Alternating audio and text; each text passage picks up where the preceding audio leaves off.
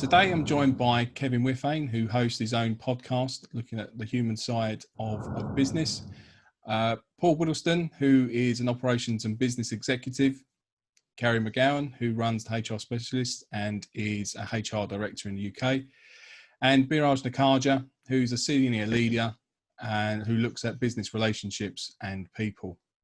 So today's topic is going to be based around the employee re-engagement, particularly as we see ourselves coming out of the lockdown period, how the return to work is actually going to impact business as a whole.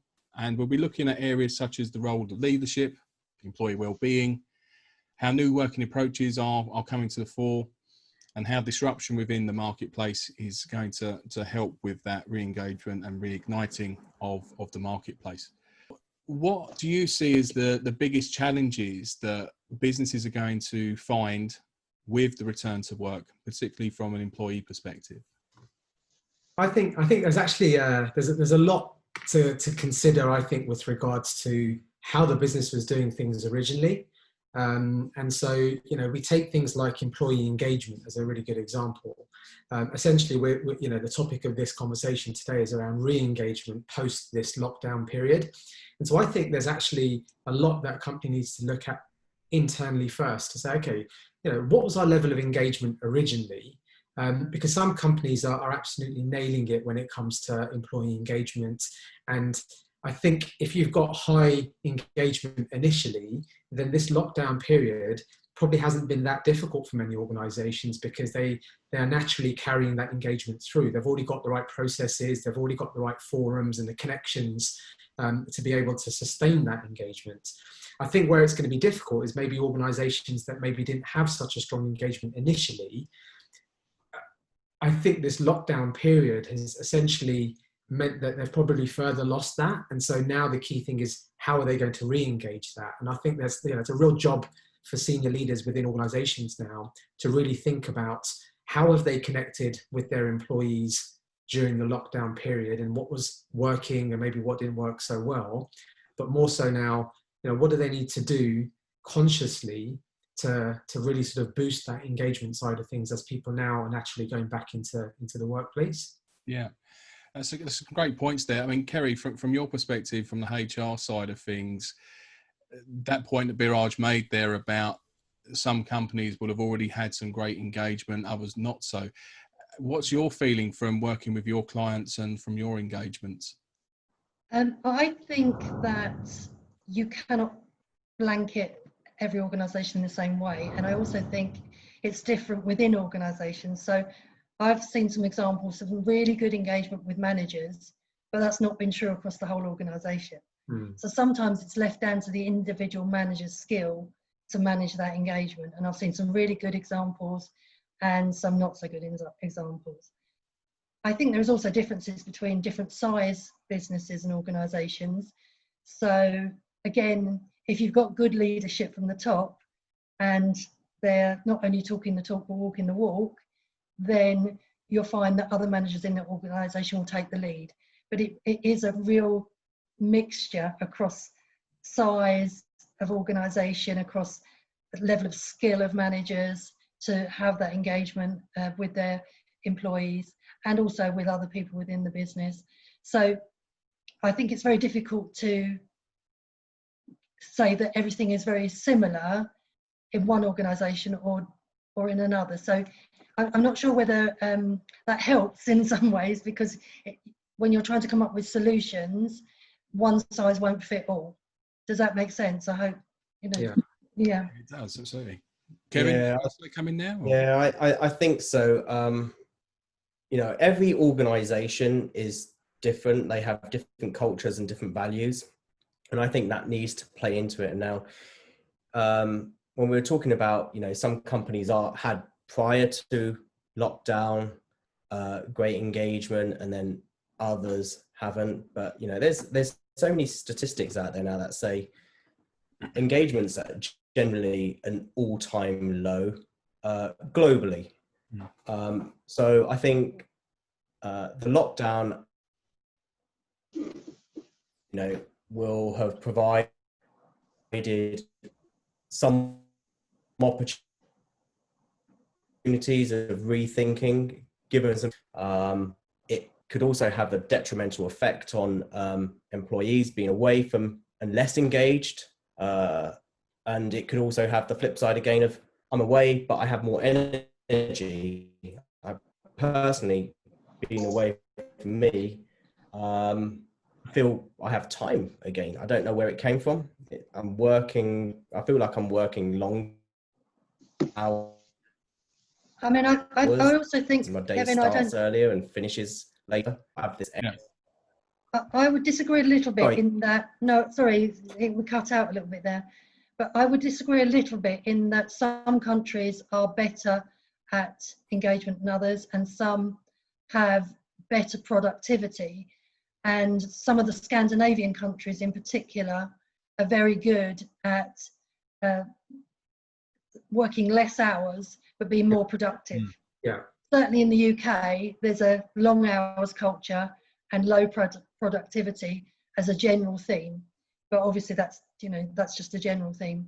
And certainly through the lockdown, there are a number of countries who have succeeded in a way that we haven't, because working from home is culturally been more acceptable during this period. So in the UK, for example, out of 33 million workers, 3% before the lockdown were working from home. Yeah. In Germany, I think it is, there was about 15% before the lockdown and about 25% during the lockdown. Yeah. So, and in, I think, Holland, it's about 15%. And in Finland, they've just brought out some new legislation in January, which allows workers to decide where they're going to work and what hours they're going to work, and they can build up a bank of hours and work. And I know that will probably lead on to flexibility, but I think there's a massive lot that there's a massive amount we can learn as a country, the UK I'm talking about now, about how other countries do things, and going forward and engaging and working on productivity engagement with employees.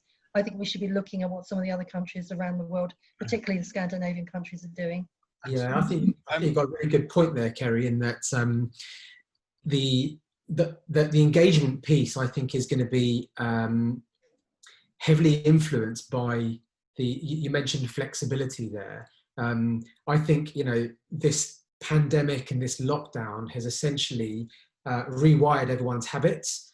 And so, you know, whereas a daily commute on a train, you know, that rat race on the tubes and in the busy streets of London or whatever city that you're in, that was a habit for people. And they were used to that. And so therefore it didn't become that much of a chore because they didn't know any different. What's happened now is that people have completely rewired those habits. And all of a sudden you're not doing a commute anymore. You don't have that mad rush in the morning. You know, you're not shouting at the kids to hurry up and get ready for school because they're homeschooling. And so people have changed those habits. And I think, you know, it's difficult to now rewire people again to go back into the old ways. And, you know, I noticed something that you said there around the term work from home. I read an article recently where they were coining the term work from anywhere. And it was a really interesting article because working from anywhere can mean from the office, it can mean from home, but it also could mean your local coffee shop or your local shared office space, or dare I say it, by a swimming pool in, I don't know.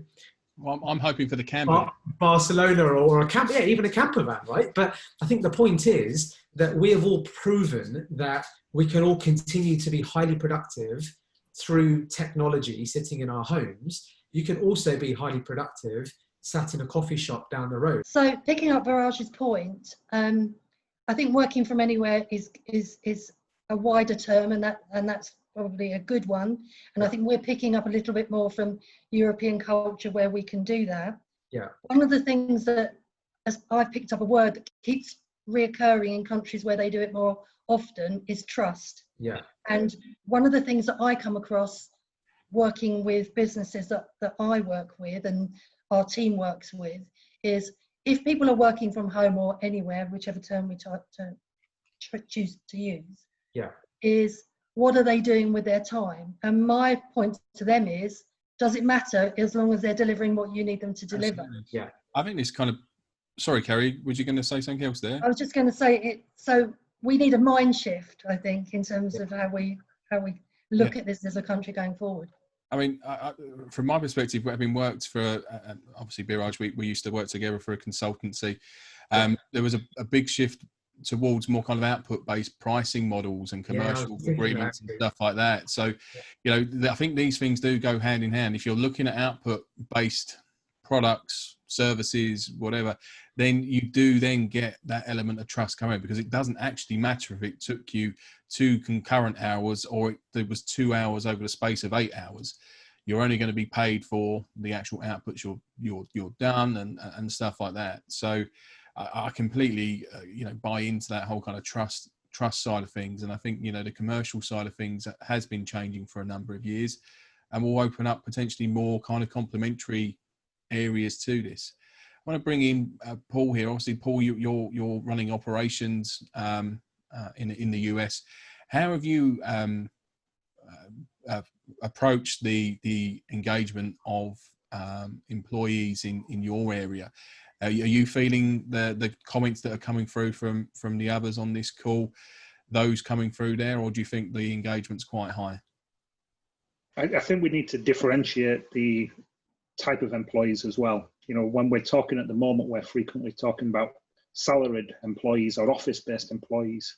But if you think of hourly production workers, how do you bring back hourly production workers that don't have the Zoom rooms, that don't have the daily or weekly meetings? How do you re-engage trust? Because many of these people have now been not paid for a number of months. It's not that they get anything other than the unemployment. And leadership's going to have to re-earn the trust of those people that there's really a job for them there.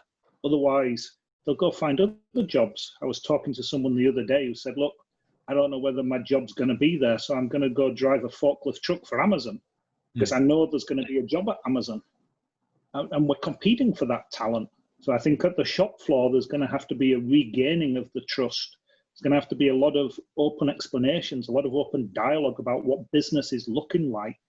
Is business good? Is business bad? How are we going to handle this next time? Otherwise, people will look for more safe, secure jobs that are a bit more recession-proof. Yeah, so I think that's a great lead in really to that kind of role of leadership here, particularly from the top down. Obviously, just because you run the company doesn't mean to say you're a great leader, but there is an obligation here to set the tone.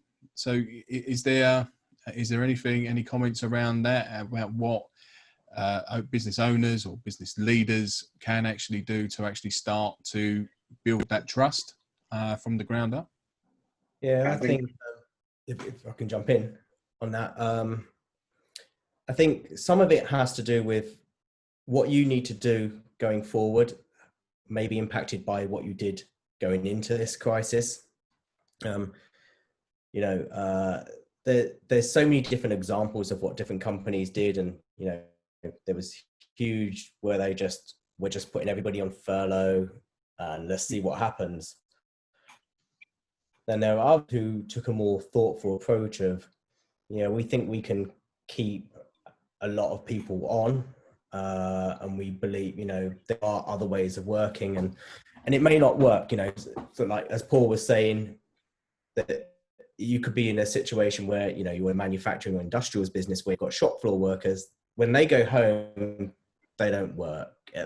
There's nothing they can do. They can't do anything.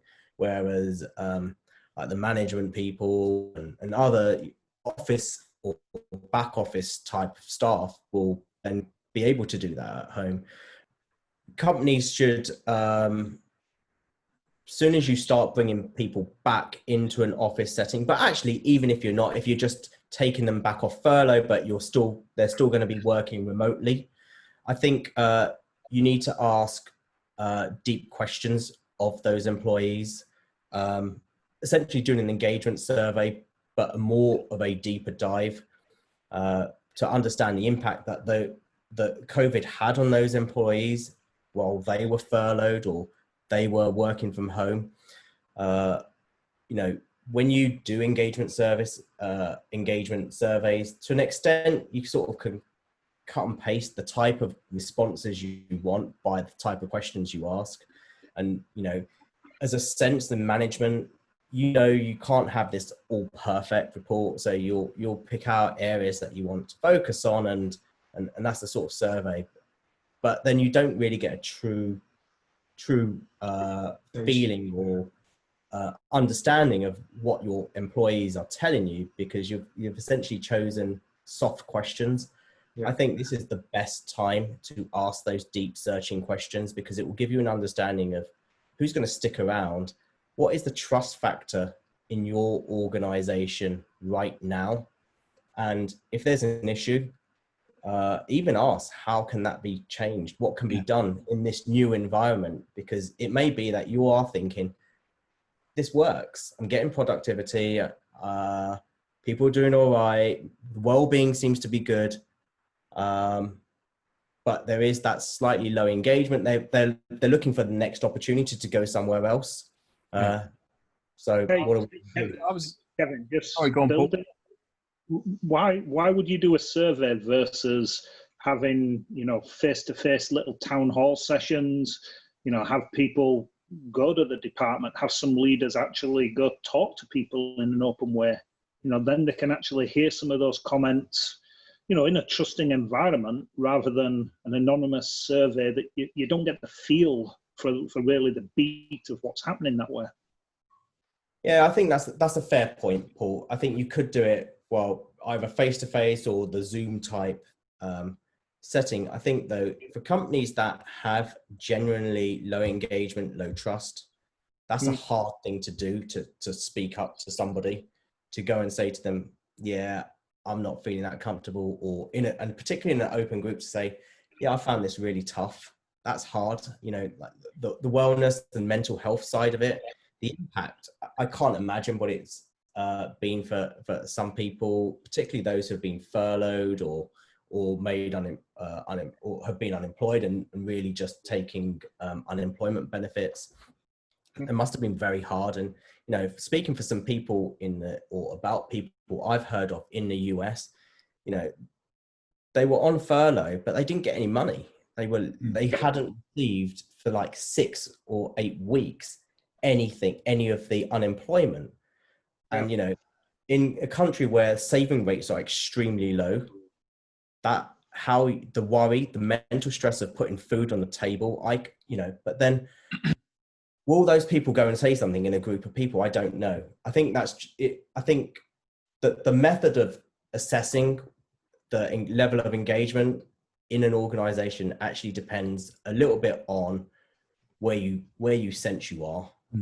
I think what you said there about the the employee engagement side of things, and in terms of putting, you know, food on the table, etc. I read an article the other day which was going through the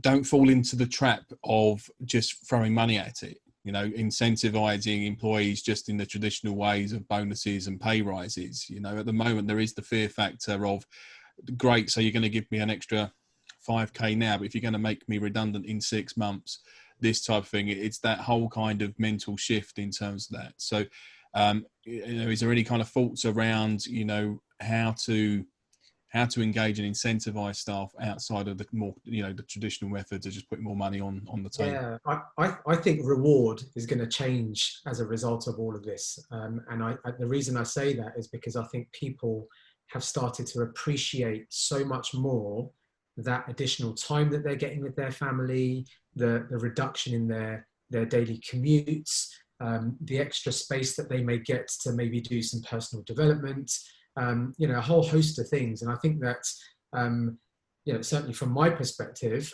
I value that so highly that sometimes, you know, someone throws extra money at you, but you still have all of the pressures. You don't see your kids in the morning because you're leaving early. You don't see your kids when you get home because they're already asleep. It doesn't matter how much money someone throws at you. Sometimes you just, you know, that becomes irrelevant because you want that quality time with your friends and your family. And so I think we've all been so used to spending that time with our family now. And yeah, don't get me wrong, you know, my kids do drive me mad sometimes, and the homeschooling has been a real challenge. But I've really, really appreciated being able to have breakfast with them in the morning, have my lunch and have my dinner with them each day. And you can't put a price on that. And so I think companies are going to have to start thinking about more flexible ways of working. And, you know, as I went back to my earlier point, that's not just necessarily working from home, but I think that flexibility to work remotely, and I think remote working is different to home working. Yeah. It gives the employee the opportunity to work from wherever they choose to work. And if that means they want to go and drop their kids to school in the morning and then drive to a cafe and log on from there, as you say, as long as the output is the same, then companies should allow employees to be able to do that, I think, because I just think you can't put a monetary value on that. So I don't know, Kerry, I don't know what your view is from a HR perspective on that, but that's how I see things in terms of the flexibility. I really want to come back to flexibility, but I would like to pick up a couple of things that were said before about surveys or about face-to-face. I've written down dysfunctional companies because it's all very well when you've got a company that kind of has some structure around it. We deal with a lot of small businesses who are really frightened about the future and about what that looks like for them. What we want to say to them is that you need some clear messaging to your employees. Now is the time to kind of take the reins, listen to what people are saying, listen to about their worries and their concerns, and be really factual and really clear about what the context is for your business, what the future might look like for your business. Try and be pragmatic and actually try and adapt your workplace to deliver what you need to deliver to keep your business alive, and also to keep as many of your employees as you can. And I think that's really important. Yeah, I think honesty is a key point there, isn't it? Be honest and just say it how it is, because there's no point saying, oh, we're going to be fine, when everyone in the organization knows that, you know, that the company's in trouble. So I think that authenticity and honesty is so important right now, and that will in itself, I think, will start to increase the engagement, because people will start to resonate. It is, but there's a lot of small business owners that find that very difficult. That's not their normal way of working. And working with business professionals like us, like others here in the group, is really important so that they can actually make the right decisions going forward. Going on to your point about flexibility and where you work, so many of the businesses in the UK, now I appreciate a lot of this is office-based, Paul, so I think manufacturing and warehousing and things like that is different, but so many of the London firms now are saying, do we need these massive great offices? We need to be paying rents for hundreds of people when actually people can work in other locations. That not only is something that will benefit employees, but it also benefits employers in terms of costs to the business. And that's really important. And I think there are so many ways that we could be flexible around the workforce that we currently are not. For the last 10 years, I've kind of been talking to businesses about being more flexible with your employees. You will have a sort of a more diverse workforce. You'll have a workforce that is grateful for the flexibility you can offer. You'll have longevity of employees because they know that you're actually trying to work around their personal circumstances. And we're talking about childcare, elder care. We're talking about people who want to do different things with their time. We're talking about people who want to retire. Why is there a cliff edge? Why do you have to work and then retire? Why can't you graduate down? So in the police service, for example, there was an example where you could actually do 4 days, then 3, then 2, then 1, and then retire. So you could actually plan what you're going to do on those days when you weren't working. Nice. So that it wasn't just like, okay, today I'm not working, what am I going to do with the rest of my life? So there's lots of things that as professionals that we've seen in other organisations that we can offer as advice to others about doing that. And some of them, you know, really do affect the bottom line. So I think that's really important. Yeah, I just want to just pick up on the, obviously we started to talk about the role of leadership and, you know, how that actually comes down from the top and how we incentivize that. I think it also kind of brings in that whole element of collaboration and the cross functions. Obviously, there's going to be a lot. If we are going to see a extended working day, in terms of being the flexibility there will be much more need for teams to work together, whether that be the HR, whether it be operations, delivery, whatever it is, the manufacturing teams. There will need to be a much more close-knit area. I know, Paul, you had a particular interest in the kind of tooling side of things there. How do we see this element as well? We're not bringing the cross functions together into this format just to make that flexibility, once you've got that clearer vision from the top, how you actually bring everyone together to actually deliver on that. Well, I think what we're describing at the moment is a lot more complexity for organisations. When we talk about individuals having choices, whether I take start early, finish late, I take vacation, or I take more pay, I want more pension, less pension, all that adds complexity for leaders to have to manage. And most organisations are trying to go the other way at the moment of simplify things. So I think it's going to be very important to create programs where people can pick certain elements, but not everything's going to be negotiable for everyone for everything. I think a job of leaders is going to have to be to listen, define some of these programs, and then roll them out as benefit packages so the entire organization can benefit. And sometimes that will mean compromise. If operations are running 24/7, maybe some people are going to have to work Saturdays and Sundays to support the operations. So flexibility is two ways. Yeah, definitely. What's people's thoughts around the consistency side of things? So I've seen, again, there was another article that I read recently where the CEO of a particular company during lockdown, they were doing video updates to their staff on a weekly basis. And I think the staff were really quite appreciative of that because they knew what was going on. They understood what was happening from a leadership perspective and how the company was being guided. But naturally, every week became every 2 weeks, and then it became every 3 weeks. And so, where people really used to this consistent messaging, I fear that type of organisation, when we move back into the office space or back into kind of a more dare I say it, normal way of working, that consistency will then go out the window. And so again, you've got this real roller coaster of emotions from the employees who maybe didn't have as much communication up front, then got all of this communication in the first few weeks and months of lockdown, and that's now started to maybe diminish slightly. Then you get to the point where it actually doesn't happen again at all. And so I think consistency from a leadership perspective has got to be... There's at least 4 problems with that. There's end of quarter 1, end of quarter 2, end of quarter 3, end of quarter 4, right? So exactly. it comes down to the monetary value, and it shouldn't. And there has to be a much wider view of, if we look after people, people look after the company, kind of thing. Yeah, definitely. And this shouldn't always come from the CEO. I think this has got to come from the executive and the senior leadership team as well. There needs to be a very consistent and kind of aligned culture, way of thinking and engagement with the staff across the senior leadership team, so that, I think going back to one of the points you said, Kerry, earlier on, that different people have different styles, and so you might have one senior leader that is fantastic when it comes to the engagement side of things. What you don't want is for another group to be completely isolated and feel like they're not loved or being communicated to, because that senior leader in that particular function is just not very good at that. And so I think there is this almost, I wonder if there is a re-education at a senior leadership level around how to deal with staff in this new normal, whatever this new normal is going to be, because it's going to be very different. And some of it's going to be face-to-face because some people may come into the office.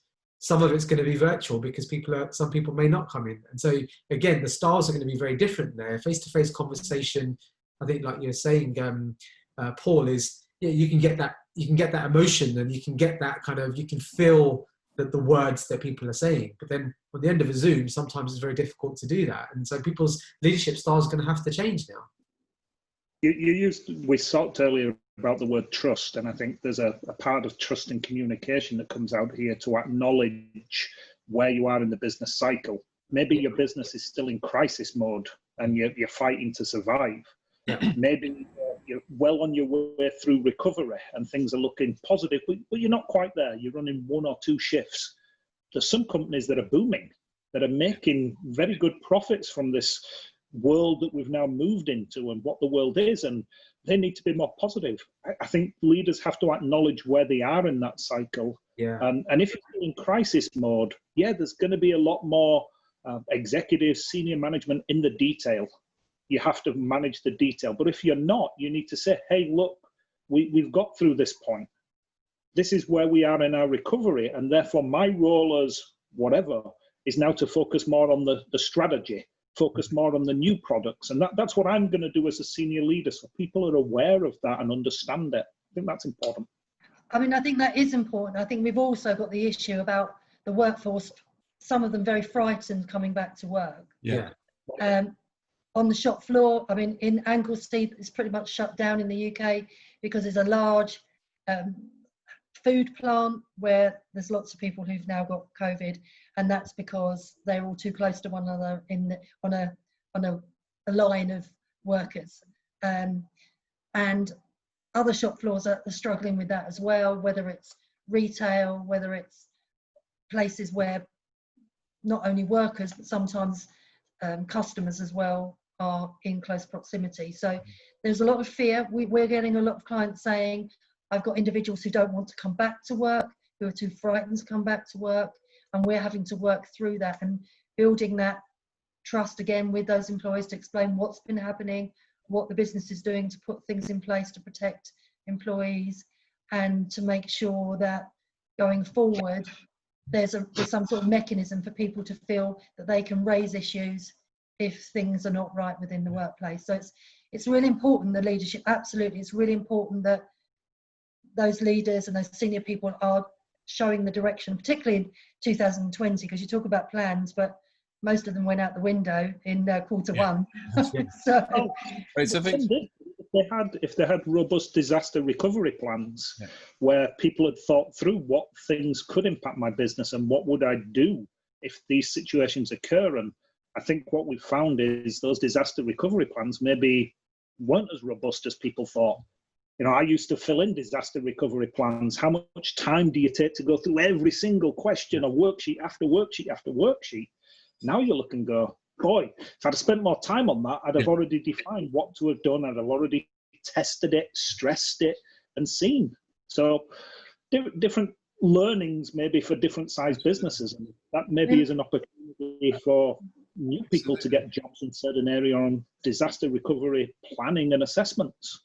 Because disaster recovery plans were mostly IT plans, weren't they, Daryl? They were mostly about if technology failed. They weren't about pandemics. You know, we've had the odd policy floating around for a few years on flu pandemics, but this is on a completely different scale to anything we've seen before. Absolutely. I think the other side of this is obviously, I suppose we should mention the elephant in the room in terms of governments. Obviously, we've seen in the UK over the last week, obviously there's some pressure being put on the Chancellor to look at potentially enforcing a 4-day week to try and boost the economy and stuff like that. So again, you know, whatever legislation starts to come through as a response, as a country response to the recovery, these are also considerations that need to be fed into, you know, business recovery, employee engagement, you know, looking after the flexibility and all those kind of things as well. Yeah, that's a good point, Daryl. I think, I mean, I think it's hard for the government, any government at the moment, in terms of what to do, because, you know, we don't want a second wave, you know, and you're looking in places like China where everything that happened, but they, you know, and they were able to really just shut the country down and do the sort of restrictions, and you know, a lot of their restrictions are still enforced to a certain extent in different provinces where they're getting hotspots. But for instance, Beijing are having another wave coming through, and so that's just going to delay the economic recovery, because these things keep going up and down, and businesses can't flex as quickly like that on such a short notice period. So I think, you know, if I was a leader of a government, I'd be saying we need to get hold of the situation and make sure we have slowed this to a level where it isn't going to shoot up again, and really focus on the policies which are going to restrict that. I mean, you look at New Zealand, who had no cases for a while and pretty much were, you know, internally almost back to normal. You know, people can move around, they're going to rugby games and things like that. And all of a sudden they start letting some flights in from outside and they get some cases. And where did it come from? The UK. Yeah. Right? You know, and it's just things like maybe this is a year that we all decide to enjoy our own countries and our own neighborhoods and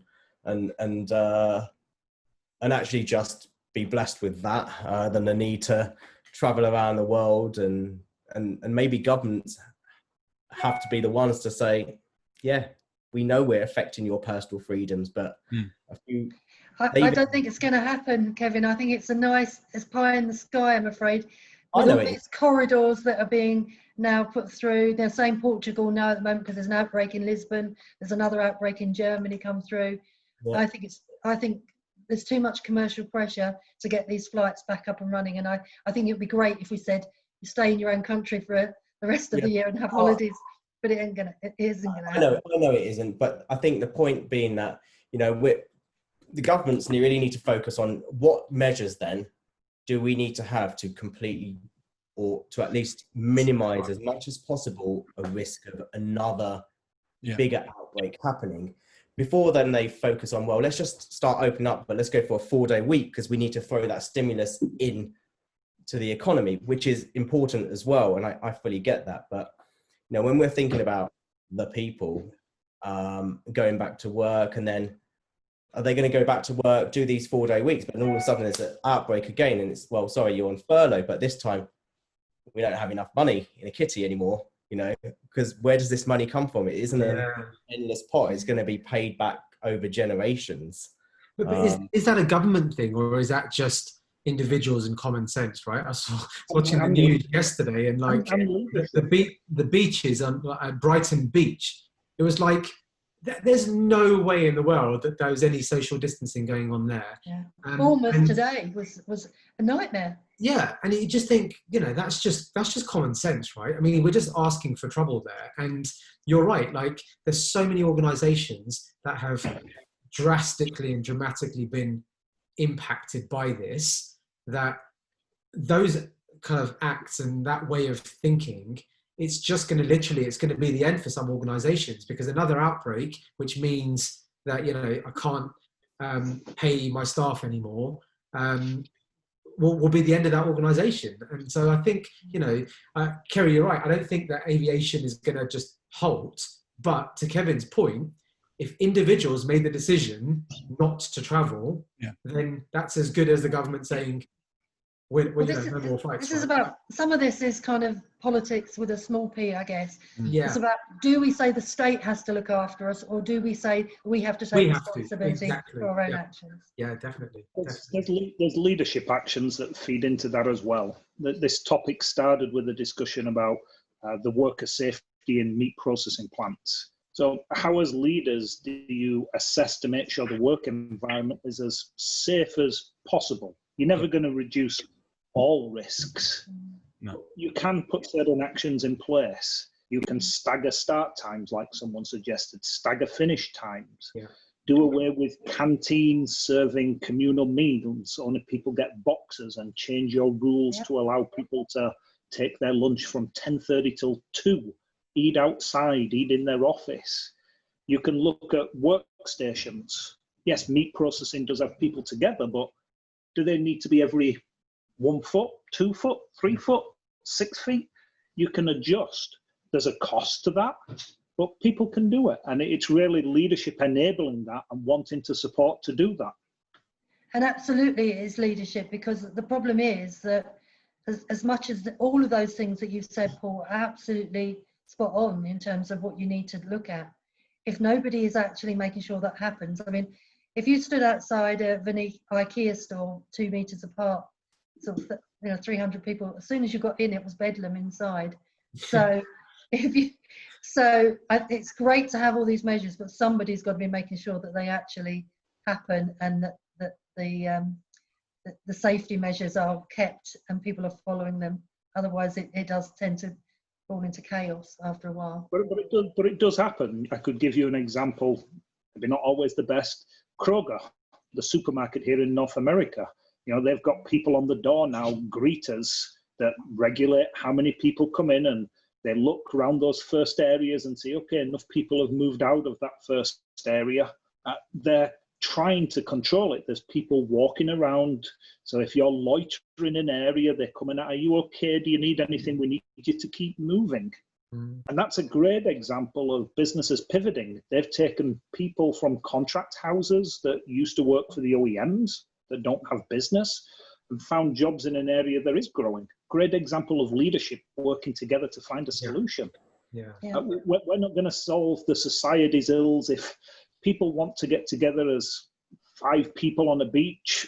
Okay, you can embarrass them and you can tell them that's wrong, but at the end of the day, they'll just go half a mile down the beach and sit there again. But we can help those people that do want to comply with the rules. And if we do that, I think it'll make a big difference still. Some great points there, Paul. Is there any other key topics or key contributions that people want to make here? I think there's one point, I think, Kevin, you mentioned it around mental well-being. And I think one thing that organisations maybe don't have enough of, and I think this is something that may need to become mandatory going forward. In fact, I think there were some legislations in place for organisations to have mental health first aiders. Kerry, you probably know the ruling around that maybe better than I do, but I think more than ever that is now required, because so many people are going to be affected in many different ways off the back of this, that mental health well-being of your employees is so important, that I think from a leadership perspective, that's pretty high on the agenda. And you know, there's no right or wrong way about how you deal with that, because everyone's going to have a slightly different variation or concern or anxiety or whatever it may be. But you know, you might have vulnerable elderly parents that live with you, which means you've got a different set of stresses and worries. You might have, you know, young children that may have, I don't know, asthma or something like that, which means that's very different. You may not have anyone, and therefore, you know, you're in a completely different headspace. But people have lost jobs. People, as you say, are worrying about putting food on the table. People have actually maybe used this time to reconsider what it is that they want to do with their life, and maybe are like, okay, well, actually the job that I'm in is not the thing that I maybe want to do going forward, because I've discovered this new love for, I don't know, art or whatever it may be, and they want to go into a completely different way, but they don't know how to do that. And there's all of these different anxieties and stresses, and also, you know, things that people are going through. Indeed, I think the other thing is, of course, that you know, there's also the situation where some parents may not still be able to go back to work, because obviously the U-turns on the schools going back.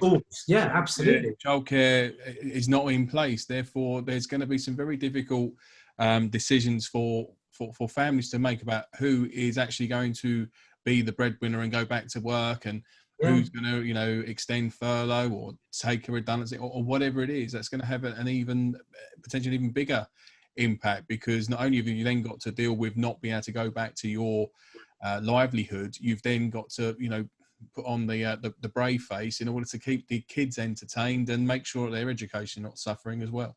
Yeah, and again, it comes back to communication.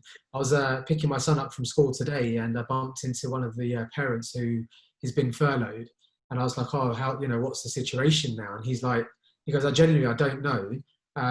I got told that you don't need to come back on the 1st of July, but we're not quite sure when you'll be coming back." And for him, he was like, if he gets told right in the middle of July he has to go back, his child is now going to be in the summer holidays, and he's not going to be able to find childcare at the last minute. And so he kind of went back to his employer and I said, I really need to know what you're thinking here, because if you do expect me to be back middle of July, or there's a chance that you think I need to be back in the middle of July, I need to start putting plans in place now for childcare. And so, you know, you could already see he was already starting to get quite anxious about the fact that he's not going to get enough time to then have to sort out his own personal circumstances in order to get back to work. And he wants to get back to work, but at the same time, not at the compromise of having, no childcare. So, it's this vicious circle, isn't it? Where, communication for me is the key thing. If you don't know what's going on right now, just be really open and honest and just give some indication and say, you know what, we're not going to get you back until September when the kids are back at school, for example. Yeah, and I think going on with the communication, every case has to be treated individually, which is a lot of work and a lot of effort. But everybody has different anxieties and different state of well-being, and I think empathy has to be shown. And if leaders don't have it now, they need to get it quick, smart. Because I think what people will see is how you treat other people. And like my colleague, she's a single mother, literally has nobody. She's from abroad, living here with her child, and has nobody, and she can't come in for that reason. If you see how the company's treating her poorly, then at some point you're going to be thinking, that's how they'll treat me on something else. So I think there's that, but there's also that flip side of, we've been looking at the sort of employee side, but actually as leaders, I mean, they're all humans at the end of the day. And actually some of these decisions, and particularly last few months, would have been putting incredible mental stresses on them. One, are we going to have a business to continue to even employ these people whenever? When is this going to happen? I've treated my people really well, but now I have to lay them off, and I have no choice. There's nothing. I've looked at all of the options, and I've got to do this. And then you've got these, I think, from 2008, the leadership are different. We're more than 10 years on now, and we may have leaders who have never experienced like this. We've had an economic growth since then, generally, and then all of a sudden it's like cliff edge. Not even any real warning. Like, at least in the financial crisis, it happened. There was a big impact, but it trickled in, so you knew it was coming. But this was like, boom, something's happened in China, and we're shutting down countries, and then it's an immediate effect on the economy. And then to have to deal with that as a manager of, I don't know, and I've never had to deal with anything like this, but now I'm being told I've got to go and tell people you're on furlough or you're terminated, like there isn't a job here. That must be incredibly difficult. And I think companies also need to look at the leadership and what stresses they've gone through as well, and help coach them through that. I absolutely totally agree, Kevin. It's both sides. We look at it from the employee's point of view, and absolutely rightly, and we are talking to some employers to make sure they keep in touch with people on furlough, they know what people's personal circumstances are, that they give them a fair warning when they need them back, and they talk to them all the way through, and just don't ignore them while they're on furlough or while they're changing, getting them back partially and then taking them out again, all the rest of it. They're keeping that communication going. But I think sometimes we do forget the small businesses and the stresses and strains of running a business, potentially losing your house, potentially losing your business, losing everything you've built up over 10 or more years, or however long your business has been running. Some of them are family businesses, been going for decades and decades, and they're not sleeping at night because they're not only worried about the business, they're worried about their employees. They don't want to have to make their employees redundant or get rid of employees. We've got some clients who are restaurants. They cannot open. I know now we're talking about the 1 metre rule instead of the 2 metre rule, which means that some of them might break even. But even so, if they haven't got outside space, there's limited things that they can do. But some of them in dire straits. In the hospitality sector, we are going to lose a lot of businesses. So that's employers, the businesses, and the staff that work for them are going to go. And we're at the tip of the iceberg in terms of redundancies. I do worry. We've talked a little bit about what is the government, what's the Chancellor going to do? They're talking about, should they provide, once this furlough scheme's finished, some targeted support for certain sectors. So things like theatres and places that really are going to go under if they don't get some support. So I think there is some, it's both sides. There's the mental health, I think, is on both sides, both the employer and the employee side, and we should do all we can as business professionals to try and help employers make the right decisions and help them sleep at night and help their mental health, actually, at the end of the day. Yeah, absolutely. Fantastic.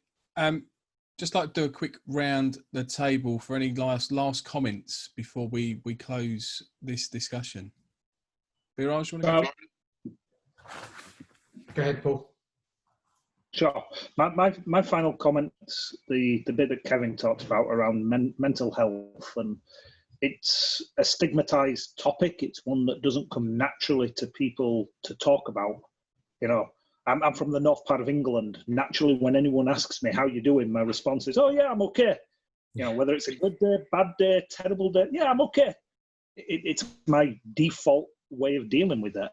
And somehow we're going to have to equip managers with those skills, the empathy skills a little bit more, to be able to look underneath and coax out, is that person really okay? I think that's going to be a huge challenge for us for the next year or two. It's not going to go away over the next month or two. It's going to take a year or two to manage that. Absolutely. Thank you. Biraj? Yeah, I think just to build on actually what Paul's saying, I mean, you know, I work on the commercial part of the business, but I'm a huge people person. And I think, you know, people, and that's employees and employers, I think we just have to be cognizant, we have to be appreciative, we have to be understanding that everyone has been impacted in different ways, and therefore it's not a one size fits all. And I think organizations have to appreciate that there's going to have to be some flexibility on a case by case basis, maybe, and it's all about your people, because ultimately if you don't look after your people, then you're not going to have a business anyway, right? So ultimately, you know, just be I think authentic, have open communication, and think about the people. Great, thanks, mate. Kerry, any last comments from yourself? I agree that it's going to take a while. This isn't going to be over in a few months, that we need to be thinking about our plans probably right through 2021, and some people are saying 3 years it could take before we get anywhere near back to normal. I think we have to be kind to each other. I think we actually have to think about other people, put yourselves in their shoes, look out for changes in behaviour of people, and if you recognise that there are things that don't seem right with someone, take that 5 minutes to just have a chat with them, say, "Hi, how you going? Do you want a coffee?" Or even if it's a virtual coffee, but at least take the time with people to, on a one-to-one basis, just to check out they're okay, because I think it's really important, particularly at this time, that we do that. Yeah, fantastic. Kevin, your summary. Okay, so I mean, thank you guys. That was so insightful, and I really enjoyed taking part in this. So I've been taking some notes, but I think some of the key things that came out around this are, I think we've sort of touched on well-being, so I might leave that towards the end. But rewards and how we reward people in the future, starting now, is probably likely going to be change. We're probably going to move away more from the traditional, let's give you a little bit more money to stay here, to thinking about, well, what actually resonates with people now? You know, they've been working and actually they've enjoyed and feel productive, and it's a benefit to them to be able to have flexibility of working, not just from home, but remotely. They want to take their kids to school, and they want to then still make a 9:30 meeting by going to a coffee shop, rather than sitting in that drop-off traffic trying to get home. It's quicker for them just to drop their kids and walk to a coffee shop. That's a benefit in potentially, or the ability to actually purchase additional vacation time, to actually have more time. If they have to go back to work, then maybe give them the options to do alternatives as a reward. Cash isn't necessarily going to be king in the future for employees. We have to look at flexibility, alternatives, and what can be what can a business do to make life easier for their workers? Is it the ability to work from home? Is it the ability to actually come into an office? Because I mean, I didn't get to this point when we were speaking, but I have colleagues in Hong Kong who have essentially been in lockdown from January the 22nd, I think it was. I know that because that's when I was there and I left. And we've still told them that you can't open the office, and they're saying, but Hong Kong Disneyland's open, why can't we go into the office? And they're saying, when you live in a city or country where everybody's on top of each other in tiny little apartments, it's nicer to go to the office. I need that space. So maybe that's also a flexibility of option, is there are office spaces, and it may not be you have your own office. It might be, as a company, we've decided we're not going to have our own office space, but we're going to buy subscription to one of those shared office services. And that's an option as flexible working or something slightly out of the box. A lot of this, though, as Paul talked about, is going to increase complexity for businesses and for the leaders that run those businesses. And it's, how do they deal with that? Do they have the skills now to even understand what the issues are going to be? Employees want to work from home. They want to work a more flexible time shift. How does that work with what the business needs to do? And can it be managed so that you retain those employees, but also meet the expectations of the business and actually deliver what the business is supposed to be delivering? Consistency, we talked a little bit about that. We've been, Biraj, you talked about how CEOs, were initially meeting with their employees via some sort of remote Zoom or Teams or something else, and communicating and regularly doing that. But as lockdown has progressed, that moved from maybe weekly or bi-weekly to bi-weekly or monthly, and it's slowly going away. And then is that going to happen when they say, yeah, we're open now and we're happy for 40-50% of people to come back in? Is the CEO going to be communicating, and is it just up to the CEO? Shouldn't it be all of the leaders communicating and showing direction? And it's all about being consistent with your message and being authentic with it, and continuing to do it. And if you don't do that, are you risking forcing your engagement down from employees because they think it's unauthentic? Oh, you did this because we were locked up, but now we're just back to the same old. We feel undervalued, and you're crunching the numbers, and that's all you care about, and you don't really care about us at all. And I think as we come through this period at different stages for different companies and organizations, consistency of messaging from what you've been doing has to be maintained. Otherwise, people are going to go, I don't believe you, and I'm off as soon as I get the opportunity. It may not be today, and it may not be next year because the economy is rubbish, but it will come back because we do get through these things. I'm off at that point. I think we talked about and looked at the role of the government and, what business leaders should be doing.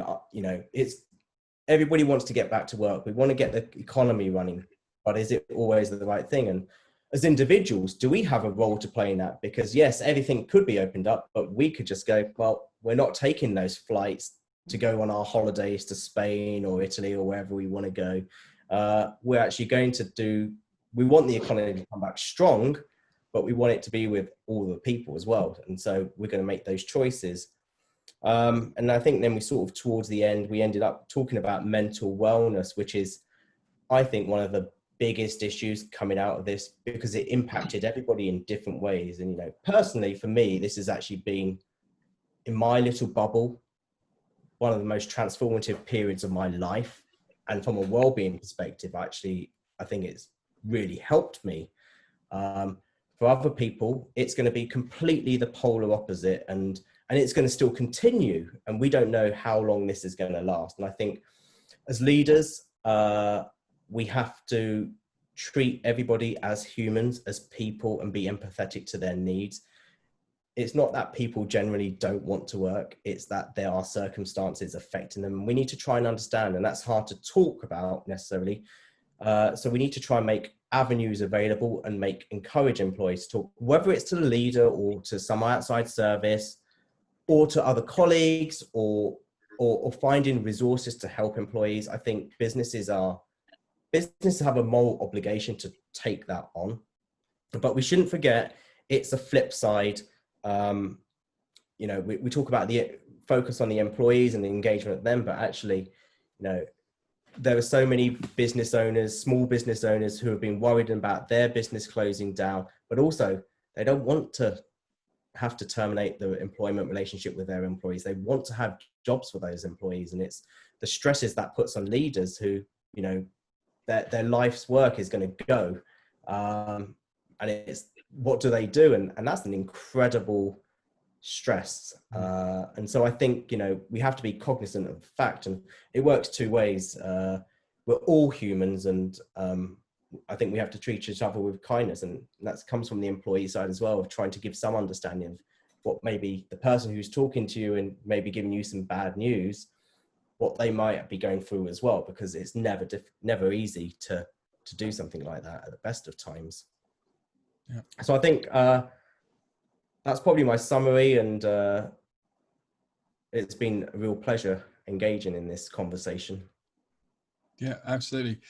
It just leaves me to say thank you everyone for giving up your time. Really enjoyed the conversation.